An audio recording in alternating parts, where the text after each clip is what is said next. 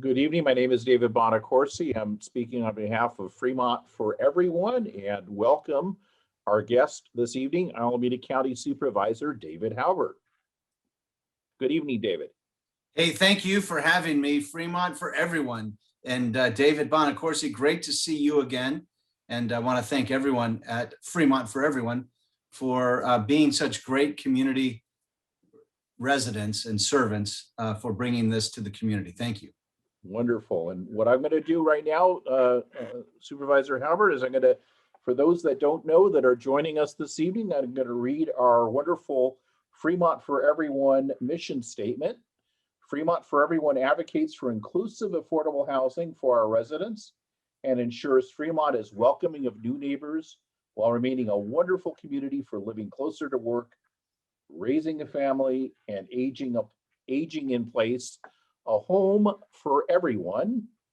And indeed, we were formed really as an ad hoc group that formed around the Housing Navigation Center in Fremont, and we were the Friends of the Housing Navigation Center. And after we had a successful program there, we formed Fremont for Everyone, and our focus recently has been on safe parking in Fremont and how we can move that forward. And then, of course, we've had the pandemic and the moratorium, and so we're interested in ensuring that we have rent relief for our tenants as we transition off the moratorium post-pandemic into a situation, sadly, where many of our tenants will be displaced. So now because we are live and we are recording, I need to find my notes. And so I'm going to exit full screen so I can find my notes, hopefully, and then ask you or introduce you more formally. And here we are again.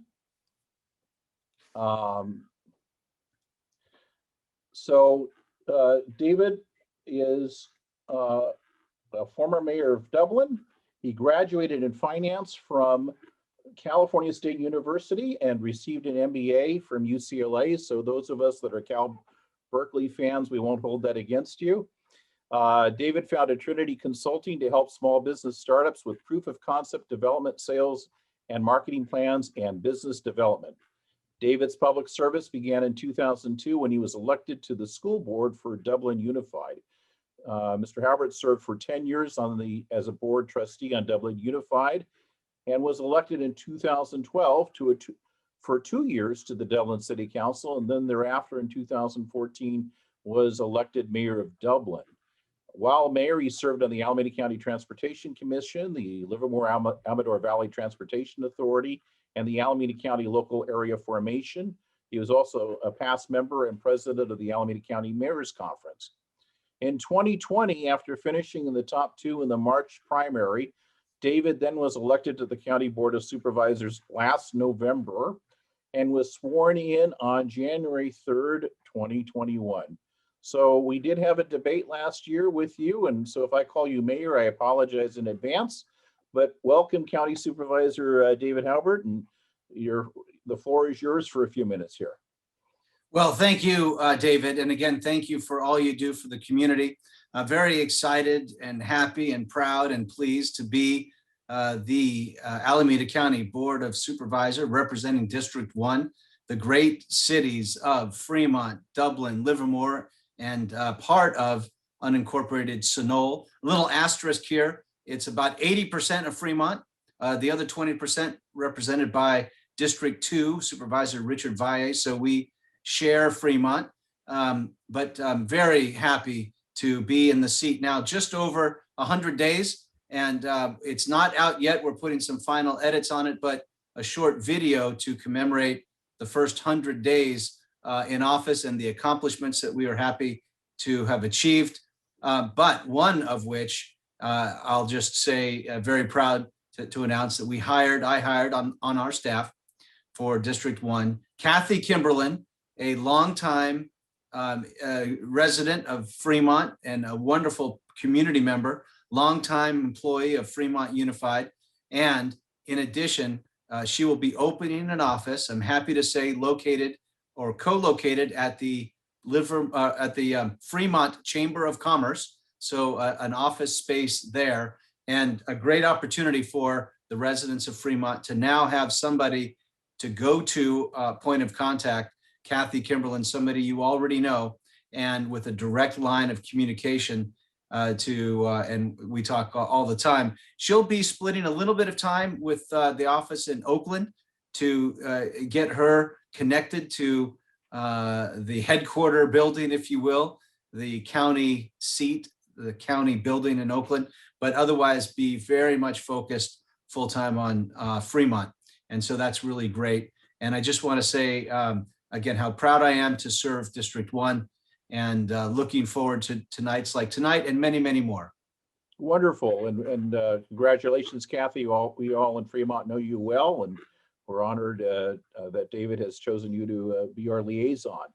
And so we do have a Fremont presence in the County Board of Supervisors office, which is always important. I'm going to now have a series of questions.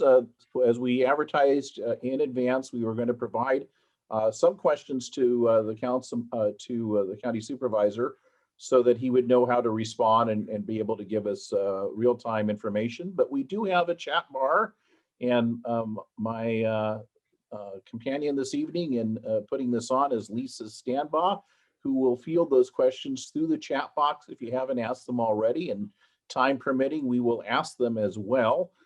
Keep in mind, our focus is on housing affordability and helping our unhoused neighbors. We will broaden the questions to include other topics that relate to his governance now as an elected member and what he can do for Fremont, what he can do for our region.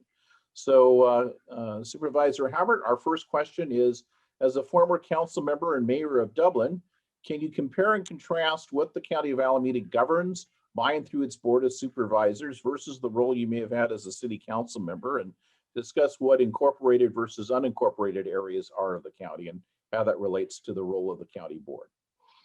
Yeah, that's a great question, David, because many people just don't know that the county system exists or what a supervisor does or who they are. I think everybody knows what a mayor does, but many don't even know who the mayor is. Of course, we all know that there's a government there somewhere, but the way the governance of Alameda County is different from the city governance is in several ways. And this is true for all of the cities that are in District 1.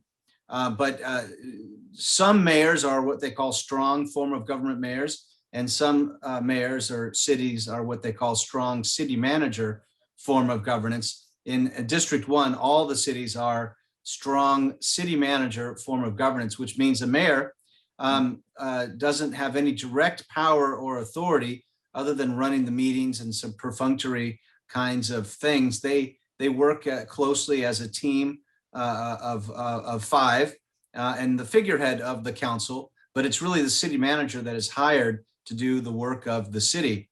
On the county side, it's a little bit different than that. And it's different in this way. We also govern as a group of five, majority rules. And so we have to make decisions as a team. But we as a board actually hire the department heads and hire the county administrator. And that's a very distinct difference. Hire and fire, by the way, the department heads. And so that gives a little more, well, a lot more responsibility to each supervisor and to the board of supervisors as a whole. The county administrator is there to do their job and to work closely with the board and the department heads. And there's liaison between the county administrator and each board member, but the board takes a much more active role, which means it's a full-time job, which means we also have a staff. Most of the city council members and mayors of Fremont, Livermore, Dublin have maybe a small staff or a shared person, but we have an office budget that allows us to hire, as I mentioned, Kathy Kimberlin, but also a chief of staff and several other staff members to help us. And that's because we're coordinating services for around 300,000 to 400,000 people. And quite complicated services. And so we need a staff. We have a lot more direct influence over hiring and over the practices of the department. And so we also therefore meet much more often. We're in Oakland a couple of days a week at least. And you know, the things that we do, so that's the governance structure, okay? A lot more support, a lot more full-time job instead of part-time job, a lot more influence over the county staff, and I think a lot more budget. The county budget, $3.5 billion, far surpasses any city budget. And so we have quite a bit of influence there. As far as what we do, you would say that in the unincorporated area, you might say that the supervisor is the quote unquote mayor. You would liken that role to that of mayor. And so for the communities of Castro Valley, for example, it's governed by the county. And so public works for the county public works department would be the ones that would fix the roads, not a city public works department. Whereas in a city, the public works department of the city would be handling public works or parks and recreation. In the city of San Lorenzo, we will install, or unincorporated Hayward will install parks and recreation facilities because that's unincorporated Alameda County. We act much like a city government does. However, within the boundaries of a city, which are within the county, this city has many of those functions. At that point, the county retains its functions around social services, around unemployment, around emergency services and hospital for those that are uninsured. We would maintain the services of recording deeds of trust, for example, assessing property values, collecting taxes, running the courts systems, and all of that. That's primarily what the county does, which overlays what city staff does within the city boundaries.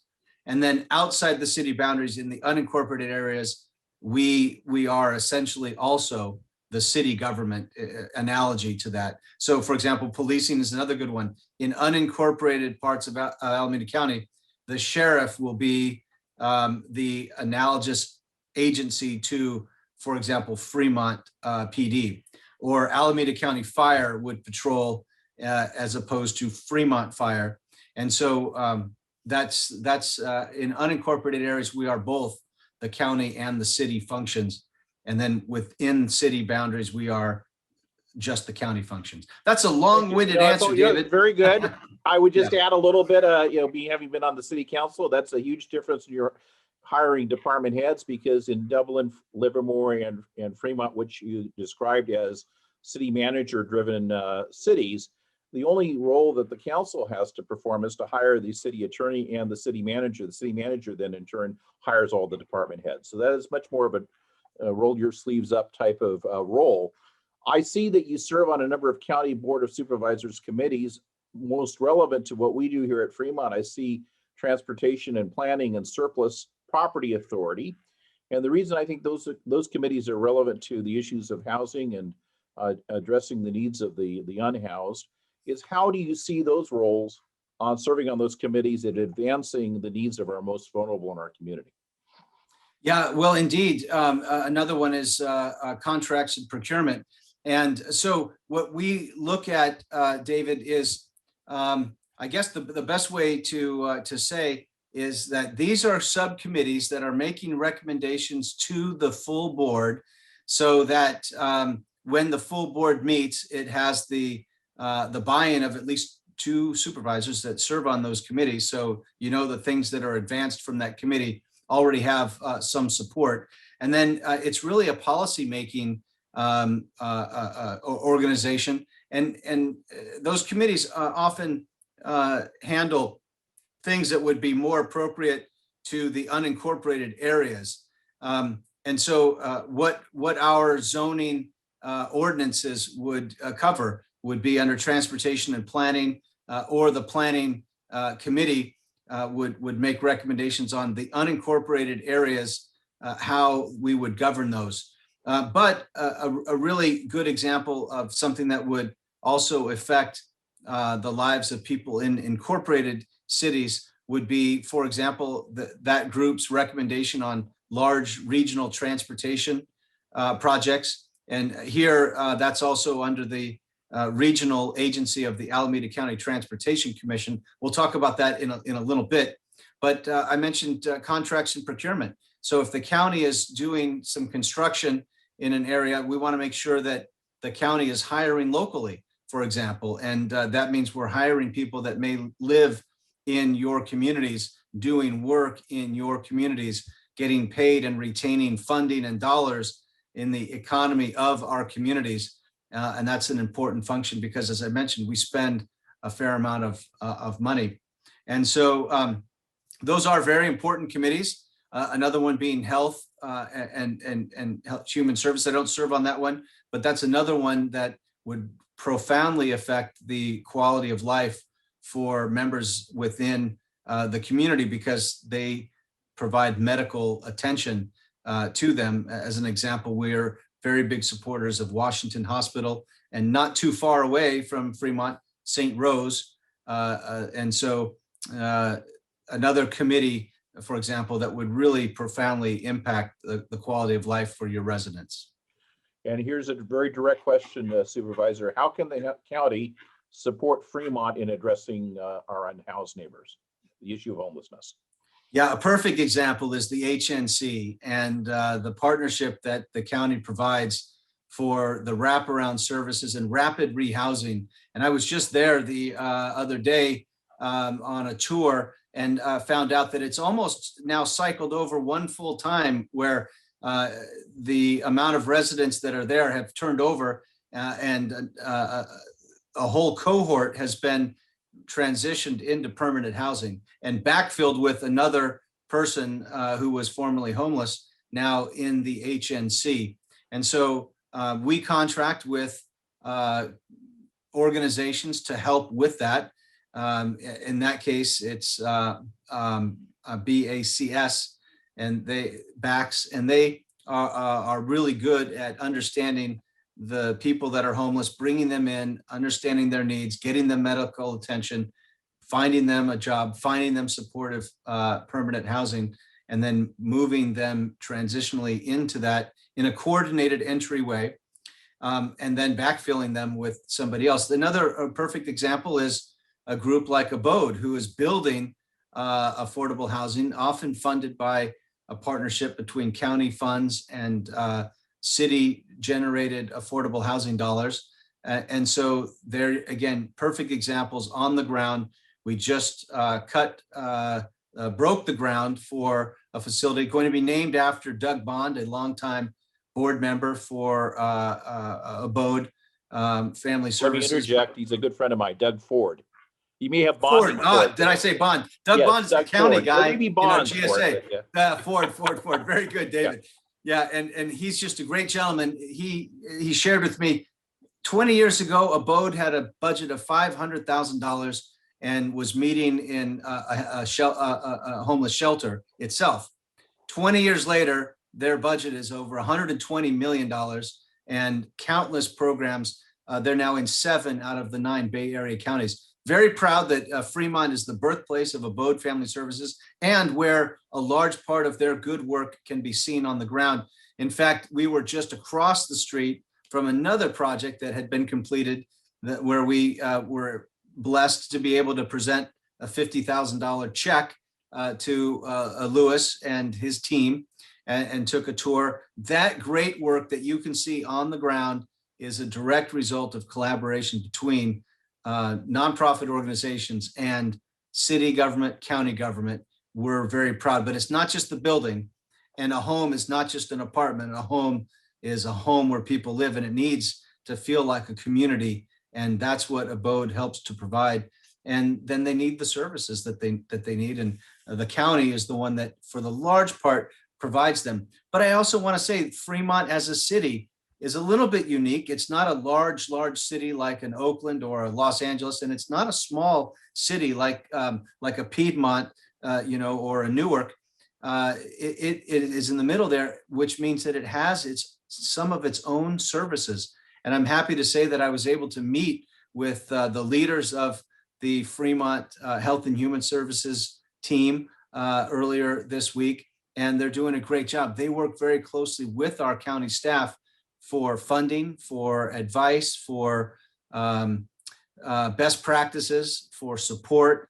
And so it's not only the county, but it's a real collaboration between the city and the county. I appreciate the Fremont focus, and as a past board member of Abode, I certainly appreciate your recognition of the wonderful work that Abode has been doing in our community for many, many years. But I wanted you to broaden your lens a little bit with the question that we received from one of our participants this evening. What is the county working on its own right, outside of Fremont or including Fremont, county-wide, to address the issue of housing and housing our unhoused? Yeah, so another project that I think can be replicated. We just cut the ribbon on this one. So breaking ground is the beginning. Cutting the ribbon is the opening, and it's the tiny home project that's located in Livermore. And it is, again, a partnership between the community and the county. You can see a recurring theme here, David. The county is often partnering with the city. And in this case, it was also partnering with a local faith-based organization, a church, Crosswinds Church, who had land, and the county funded the tiny homes that would go on that land, 28 homes, side by side and around the corner of some vacant space that was available at the church site. It's another example of what we've done as a county agency, partnering with First Presbyterian Church in Hayward. And so here again, procuring and installing tiny homes is a great thing that we can replicate, and we're open to doing more and more. We recognize that faith-based organizations are land rich and maybe not as money rich, but they have land, and so and they have a passion and a desire to help the homeless situation, whether it's parking in the parking lot or having their land have a tiny home on it. And so we're open to partnering more and more with them. I would say tiny homes is in the beginning stages of what will become a larger, more in the future. There was a question asked, can you share any updates on the sales tax measure passed last fall to fund affordable housing and other solutions to homelessness? That's great, Dave. Before we do that, let me go back and answer the other question a little bit more completely. Other things that we do, we're looking at through Project Room Key, where during COVID, in an emergency basis, we housed homeless and those that got COVID or those that were exposed to COVID and needed a place to shelter with a hotel room. We're now looking at purchasing some of those hotels and turning them into transitional housing, not unlike an HNC, but in a hotel room or in an apartment building that we might be able to retrofit. And so you're going to see more and more of that model where the county, and then at that point, the county is not partnering with anybody, it's doing it all on its own, but providing that transitional housing. And the point there is, for every one room that we provide of transitional housing, we're looking for 4 permanent housing, so that as we rotate every 3 months, somebody would check into that room, we would assess them, serve their needs, find them a permanent place. That's just another example of what we're going to be doing as an outgrowth of what we experienced during the COVID-19 pandemic around the emergency measures that we had to take into place. And so you'll see more and more of that. Yeah, I know that Project Room Key was a great partnership with Abode again, in many cases, countywide. Yeah. And what that does, of course, is it accelerates the process of trying to move away from a shelter concept for our homeless to transitional and rapid rehousing, and everything that the county can do and the cities can do to support that really results in better outcomes. So that's terrific. Is there anything more you wanted to add on the sales tax measure? Yeah, on the sales tax measure, yeah. Very important for everyone to know, we've passed in the last couple of years, sales tax and early childhood development, both of which are being challenged in the courts and somewhat on a slightly different timeline, but both by the same groups that are challenging them. And without getting into the complicated legal ease, David, let me just say that we feel confident that we're going to prevail. So confident that we're starting to collect Measure C sales tax monies. They have to be escrowed. They won't be spent until the legal matters are resolved. And until that time, there's not much we can do. I want to be very clear, Measure C is a general fund tax. And so we're going to see that we're going to make our way through the court system and then allocate those dollars as needed. But we can't do anything until the legal courts, till the courts have resolved the situation. This may be unfair, and of course, if it's in closed session, I'm not asking you to reveal any attorney-client privilege, but is there kind of a timeline for when, at least at the Superior Court level, there's going to be a resolution? It may be appealed, but do you expect a decision in the next 3 to 6 months, or what's that time horizon, if you can reveal that? Yeah, the way it's explained to me is it could be as soon as 3 to 6 months, and it could also more likely be longer. I'm sorry, yeah, it's the system we have. Evictions. The state has set, at least under SB 91, an expiration date of June 30th for moratoriums. We've had a county moratorium that was in effect. I guess my first question that I'm channeling from the question I have here is, do you understand whether the county moratorium is still in effect, even though we have SB 91? And what role does the county have if SB 91 is lifted, if you know, to protect our local residents from evictions after June 30th? Or if the county moratorium is still in place, as I understand it, would be 60 days after the county lifts its own local emergency. So do you know if the county moratorium is still in place? How does that relate to SB 91? And what are the protections that you might be able to offer even if SB 91 is lifted? So, David, I believe we are in lockstep with the state on this, that when the state's moratorium is lifted, we'll likely do the same, but that's not been determined yet. What I will tell you, though, is that we are working very closely with the federal government, which is providing rent subsidies, rent assistance that can be retroactive to the beginning of the pandemic back to March of 2020.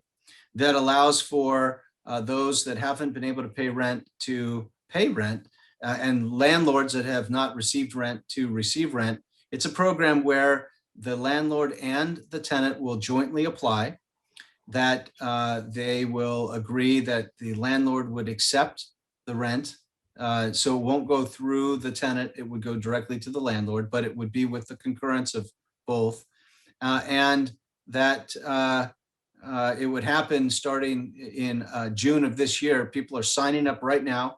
And what I think is a good thing to do is to let people on the call here know that that's available, but also to refer them to the county staff and the county programs. And so what I might ask to do, David, if it's okay, is to have my staff provide you, Fremont for Everyone, written details, more details, links and things like that, dates, and also upcoming dates. We're going to have community town halls and things like that in the community.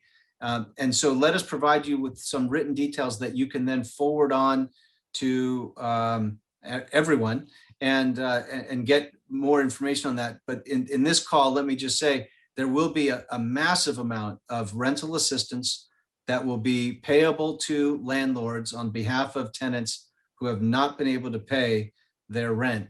And this is unprecedented, really, level of resource and safety net support that people need. And I've heard horror stories, David, of people that just, they have been confined, not able to work, even having caught COVID, even having lost people in their family, no way that they can pay rent. And so this is going to help them. I've also heard the other story where a landlord has just not received rent from anyone. And there was the sort of a famous story where a tenant was leasing their home out on Airbnb, and then nothing the landlord could do about it. Well, that landlord will now be able to receive back rent. Maybe you don't know this, but certainly, first of all, we welcome all the links. We welcome we welcome everyone getting the word out so that they can see the training sessions, hopefully, and the excellent FAQs from Alameda County staff to explain how these programs will work so we can maximize participation. But do you happen to know whether the trade-off for the landlord that does accept the rent would be to, as contractually, agree to defer evicting the tenants if they get that rent relief? Is that a that's not a requirement. That's not a requirement, David, but it is likely to be a topic of discussion between the landlord and the tenant. Yeah. Okay, that's going to be very important for, sort of housing security for our tenants. This is a little bit beyond the scope of the issue of housing, but it is front and center with many of our activists locally. Do you support, and I assume you know what this means, the Care First, Jail Last resolution?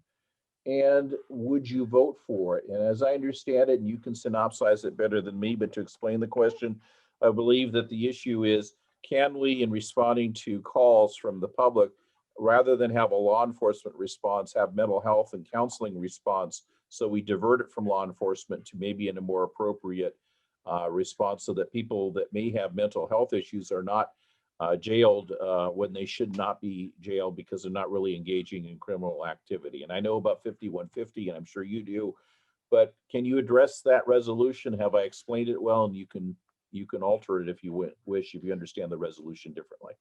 Yes, well, David, first of all, I'm happy to report that just the other day at our board meeting, we not only passed a resolution, but we went a slight step beyond that, which was we created a community task force, 24 members across Alameda County of mental health providers, including law enforcement. So the sheriff will have a seat, a local PD will have a seat, local county, North County, South County, Tri-Valley, regional representation, nonprofit organizations represented, and advocates and people that are concerned can be part of these meetings. They will be fully Brown Act compliant meetings that will meet and discuss how to implement the principles of Care First, Jail Last. Part of it has to do with, as you mentioned, the when you come onto the scene of a crime, who's the one called to do the duty there? Do you have mental health experts or people from behavioral health represented at that call, or maybe be responsible for that call? I don't know that it'll be entirely, taking away calls away from law enforcement. The way I think it's going to be is more additive and supportive than anything. But indeed, I know that Oakland as a city is moving towards strictly some calls won't have an officer attend.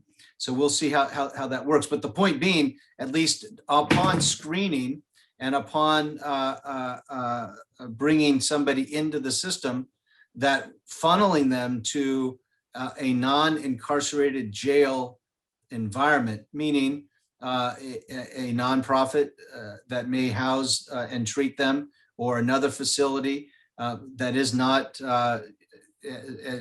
secured like a prison for nonviolent offenses, things like that, where they don't feel the community would be at danger. That may be in-home confinement, but with the supportive services to assess and treat people with mental illness, as an example, as opposed to putting them in jail. Right now, some people will tell you that the only place they can put somebody sometimes is a jail, and that may be the worst place to put them. They say you will not get well in a cell, and there's some truth to that.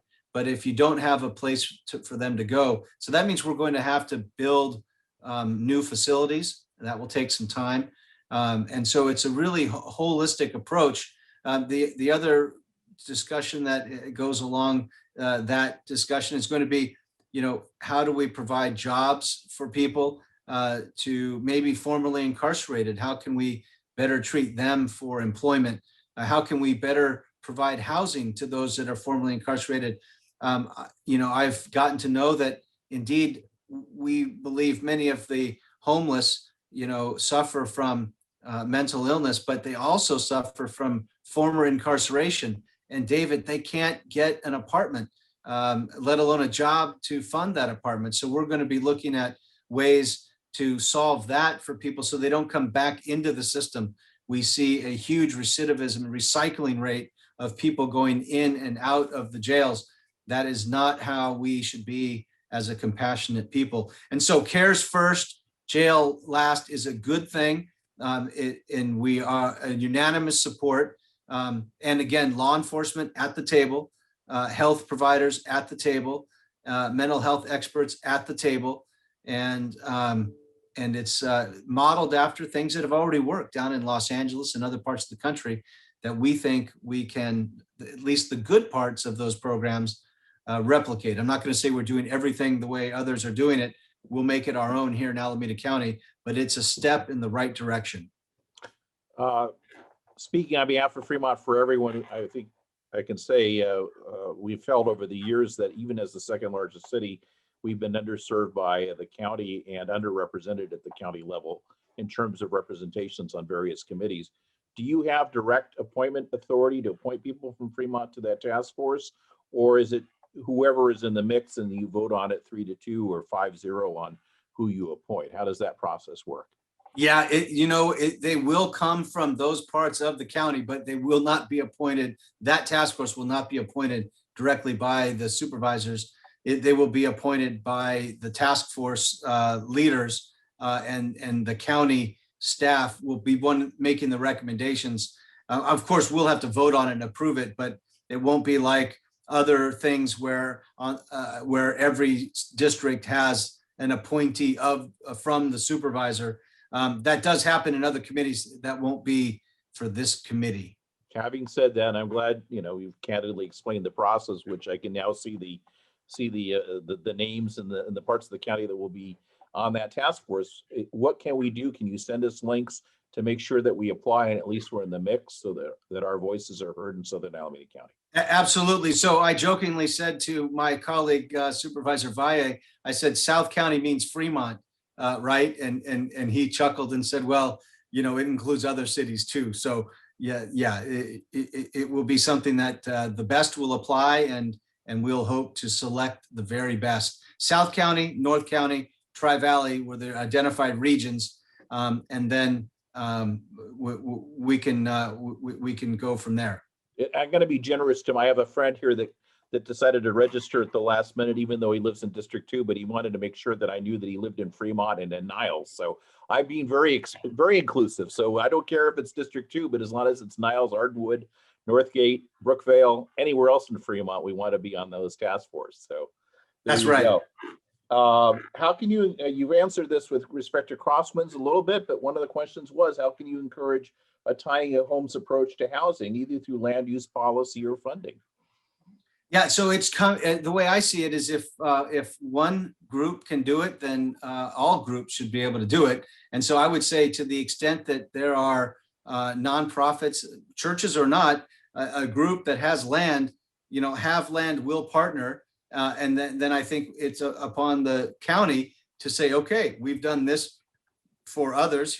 We'll do it for you. And that is provide funding where we can and provide the ongoing wraparound services. And some of that funding is for those services. And so I would look to say, let's study the tiny home model already in place and find other places where we can replicate it. And the county's staff is on board with that. They see and again, we just cut the ribbon. We don't even have a track record, but they see already the value in doing that partnership. So I would say to any nonprofit with land, likely a church, to advance that opportunity. And here's a good point, David. I hear a lot sometimes when people say, well, they do it over here. How can we do it over here? And I dug into that a little bit because it concerns me. And I hear the angst about being represented and or not being enough represented. And I can tell you that all of District 1 suffers a little bit from feeling that there aren't as many needs in this district as there are in other parts of the county, where we would consider parts of District 1 to be higher net worth or higher resourced than other parts of the county. And so there's that dynamic. But then I can also tell you that I've heard, well, this city put forward a proposal. They raised their hand and asked for it and thought it out and just asked for the county to come in with the things that it should come in with.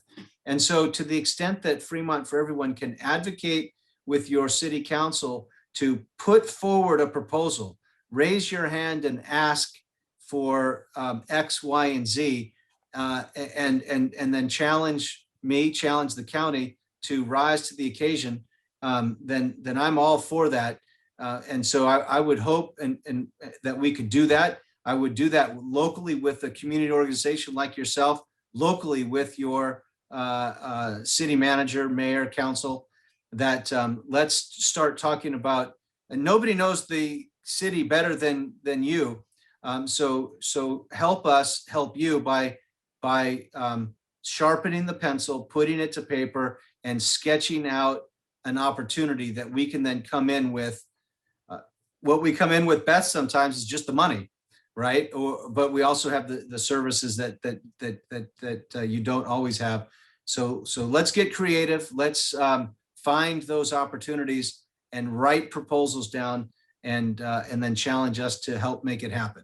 Well, I think that's the challenge that we at Fremont for Everyone are going to take on, because I can tell you with respect to the safe parking issue, we recently encouraged the Planning Commission to recommend to the council accelerate that process. We've been talking about eviction moratoriums lifted. I think we're going to see an explosion of RVs and other cars on our roads when they're displaced in their housing. And if we can draft a proposal from the city level to get the type of the wraparound services and even a dedicated parking lot with county resources as part of the mix, that would be a real advance for our neighbors. So I thank you for that challenge. I'm going to go to some of the questions that have been asked this evening from our chat messages, and there's quite a few. But this is Sandra Moore asks for, and I apologize for turning my head here, but I'm looking from a Facebook message here, and so I need to read it. What allocation of funds resources are available from Alameda County for senior citizens for housing needs and recovery from the pandemic and rent moratoriums? So that's quite a mouthful, but I know you focused on issues of rental assistance, but in particular, are there any programs for our senior citizens that are earmarked separate and apart from the general population?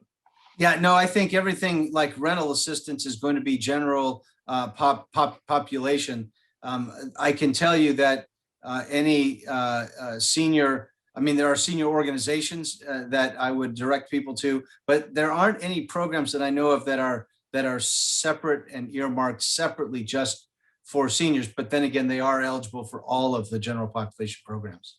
Fair enough. From Suresh Bazaj has a question about, really making sure that our department heads that you hire are accountable.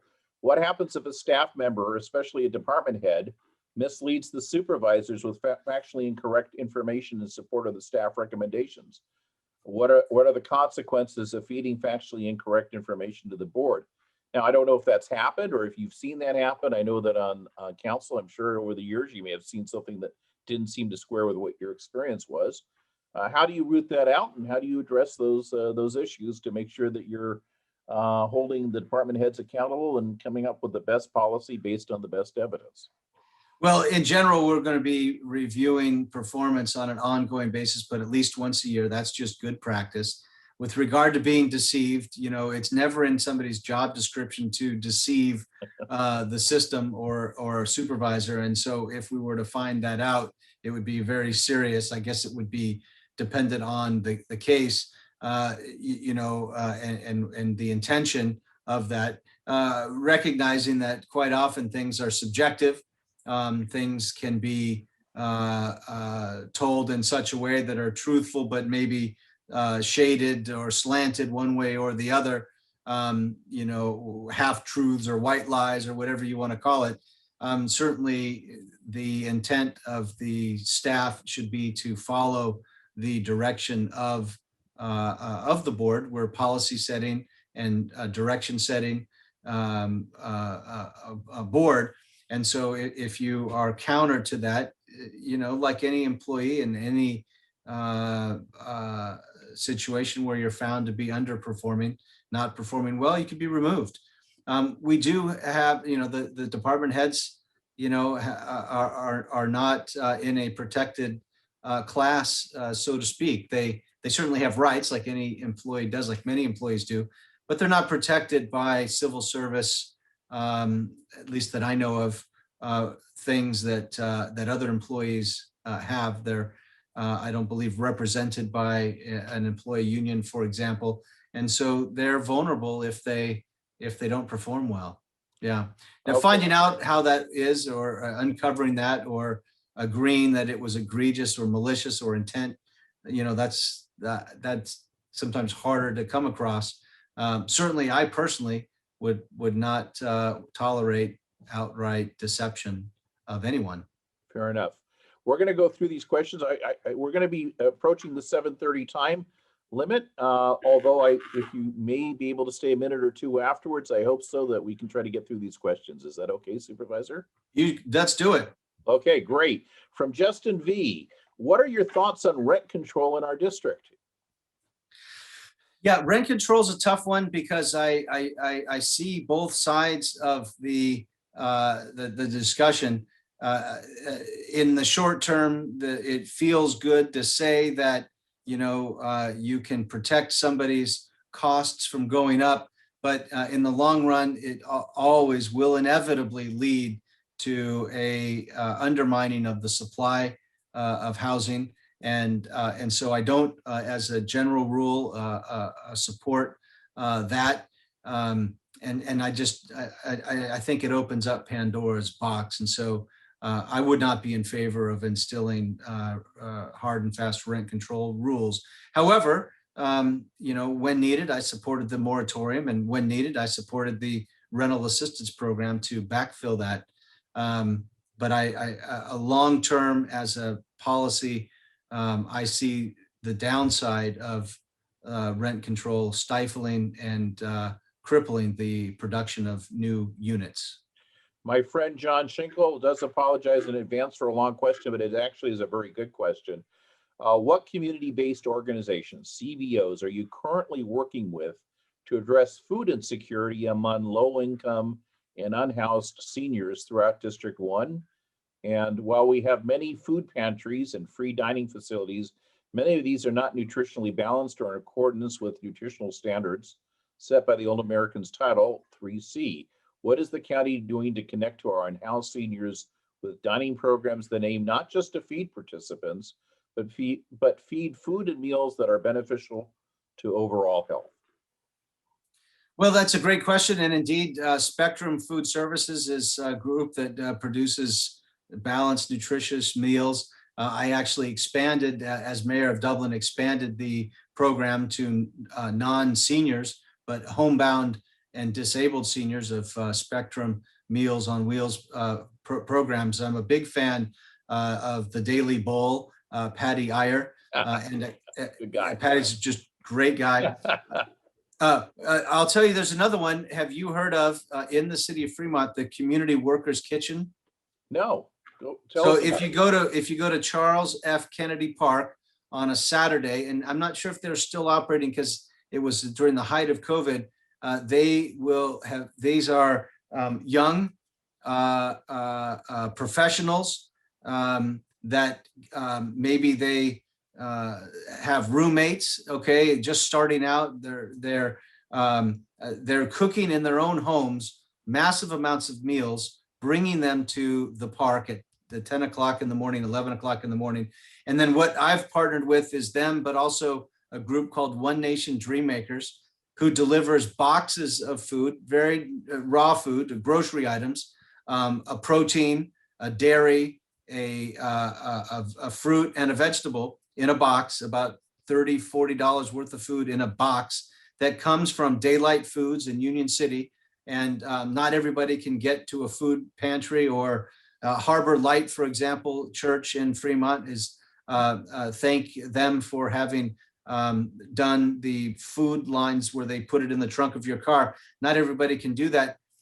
Community Workers Kitchen and One Nation Dream Makers brings food to the park, and people go to Charles F. Kennedy Park on a Saturday morning to get fed and to bring home a box of groceries. And they also sometimes bring their cars. There's a big car line there, so be careful around that. Sometimes traffic backs up, but that's what they're doing. And they're just a group of concerned young people that I got connected with. And so that's another organization. But we're open through the Alameda County Community Food Bank. In the Tri-Valley, there's Open Heart Kitchen, Tri-Valley Haven, and a whole host of nonprofit organizations that have the ties to the community. Salvation Army is another really good one. First Presbyterian Church that does meals on Sunday nights for the homeless. And so I'm open to partnering with anybody who wants to help. We can provide food, we can provide funding, things like that. Terrific. And I don't know, you mentioned Spectrum Services. The person that asked the question may know a little bit about Spectrum Services. So that's great that you touched upon them as one of the CBO go-to organizations. They are a terrific organization. Yep. How do you address issues of waste management for unhoused residents? Say it again, David. What is that? How do you plan to address issues of waste management for unhoused residents? So I assume that there's some congregate areas, or maybe you'd mentioned Project Room Key. Maybe that deals with different agencies, but how do you address issues of waste management in the county? In Livermore at the encampment by the Arroyo, we partnered with the city to point out the need for bins, for sanitary stations, restrooms, for temporary or intermittent portable showers to come in.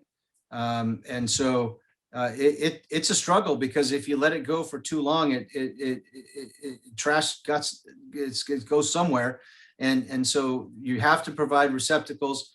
To me, I don't know that we've done enough around organizing sanctioned encampments, David. And so I've only been there a few months, but if I had a magic wand, I would probably institute more of a sanctioned encampment model that has been successful elsewhere, where you have rules and you provide services like trash cans and the like, and you pick them up every day or every week instead of once a month, which I've heard sometimes around the county cities will only pick up waste management once a month from the encampments. That's not going to be successful.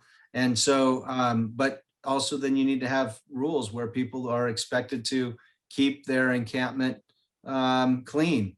And so I can only tell you that I hope that what we do is just get rid of encampments by putting people in 4 walls and a roof, and not a tent on lands that don't need to have a tent on them.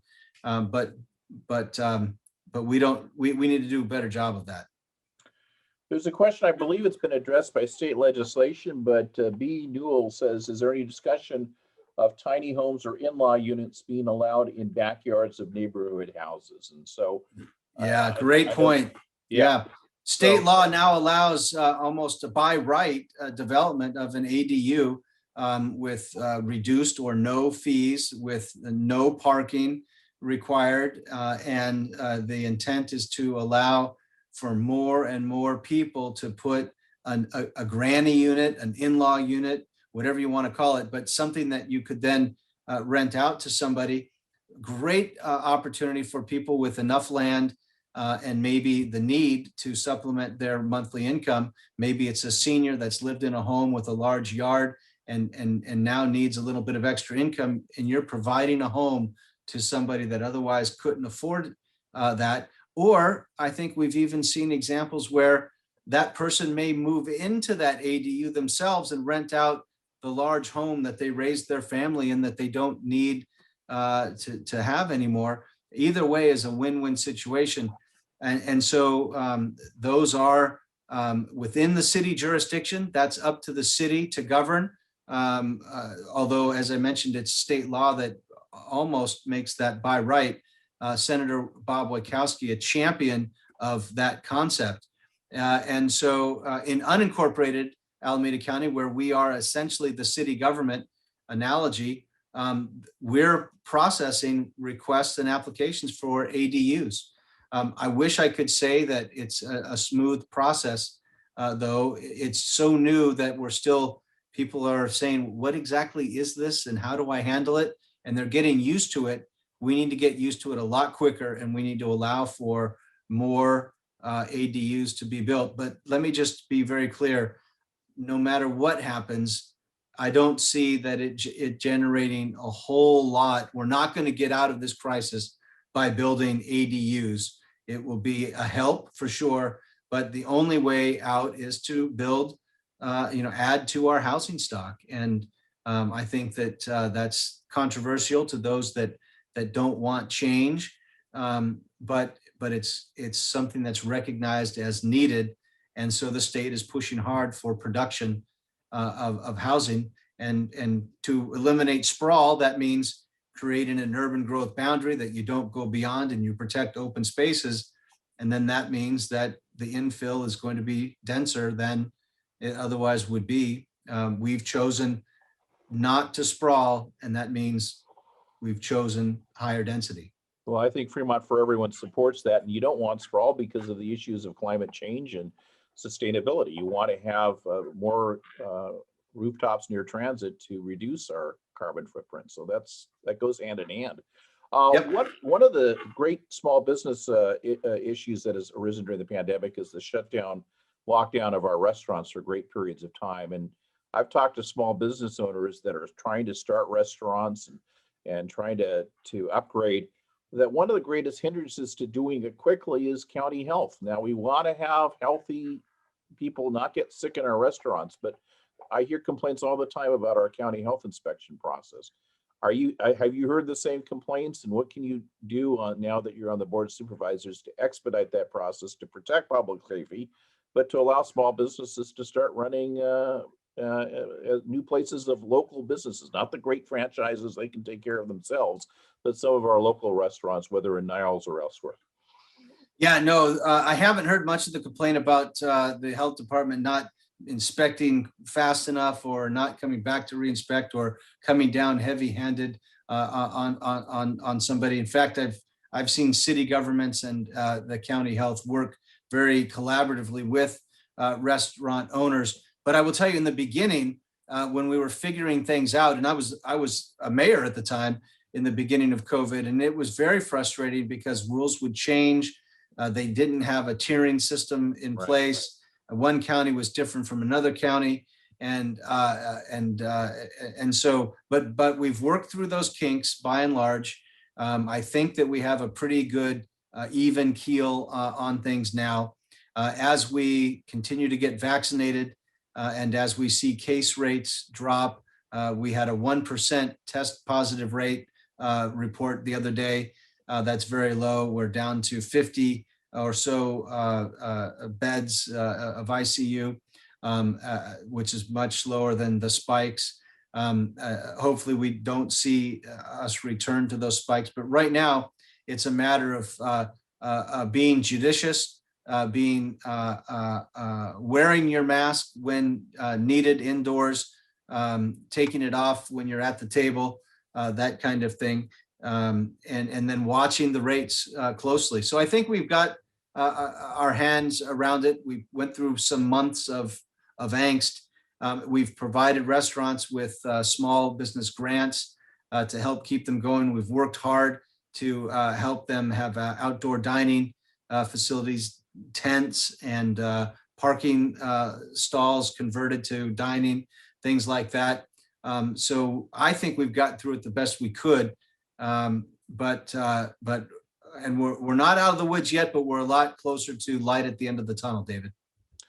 This is going to be kind of a wrap-up question before we say goodnight. We have a partner with Renegade Feedings, Renegades after Loney College, some young people that have taken on themselves the challenge of feeding our unhoused.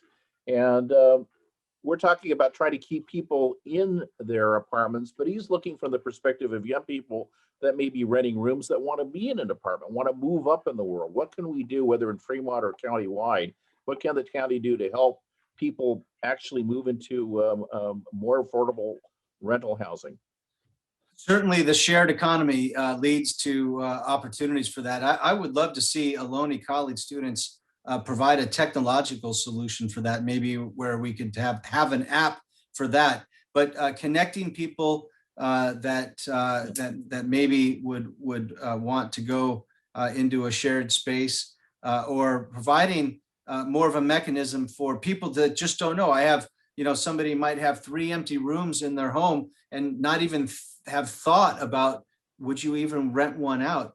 It's the same concept of building an ADU. Well, just rent one of the rooms out. And maybe there would be, well, I won't do that because, what about security? Well, you can have policies and practices that maybe can be developed that put in touch button locks on the doors so that you can control access and things like that, that you can train people how to share their home better and provide an affordable room and provide a landlord or an owner with additional income.